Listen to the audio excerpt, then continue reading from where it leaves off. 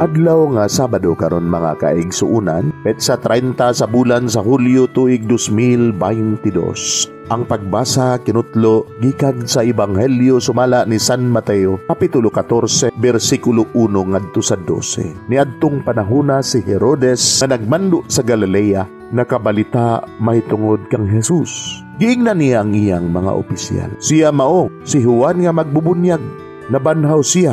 Mao kanay hinungdan nga makahimo siya ni ining mga milagruha. Si Herodes mao ang nagsugo nga dakpon si Juan o gapuson og prisohon. Gibuhat niya kini tungod kang Herodias ang asawa sa iyang igsuon nga si Felipe. Kay si Juan nga magbubunyag magsigi man gyud og sulti kang Herodes, dili matarong nga asawa ka kang Herodias. But untang patyo ni Herodes si Juan apan nahadlok siya sa mga Hudeo kay giilaman nila si Juan nga usa ka propeta. Sa dihanggi sa ulog ang adlaw na tawhan ni Herodes, misayaw ang anak nga babae ni Herodias atubangan sa tanang nanambong. Nahimuot kayo si Herodes, busa misaad siya kaniya. Ipanumpa ko nga hatagan ko ikaw bisag unsay imong pangayoon. Sumala sa sugo sa iyang inahan, miingon siya kang Herodes, ihatag ka nako karon dayon ang ulo ni Juan nga magbubunyag ug ibutang kini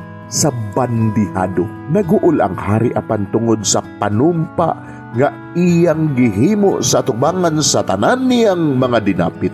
Misugo siya nga hatagan ang dalagita sa iyang gipangayo. Busa iyang gipapunggutan si Juan didto sa prisuhan. Ang ulo nga gibutang sa bandihado gidala o gihatag ngadto sa dalagita. Gidala usab niya kini ngadto sa iyang inahan. Unya miabot ang mga tinun-an ni Juan og ilang gihipos ang iyang lawas og gilubong. Ubani ini giadto nila si Jesus og ilang gisuginlan sa nahitabo. Mga igsuon, ang Ebanghelyo sa Ginoo. Daygon ikaw o Kristo.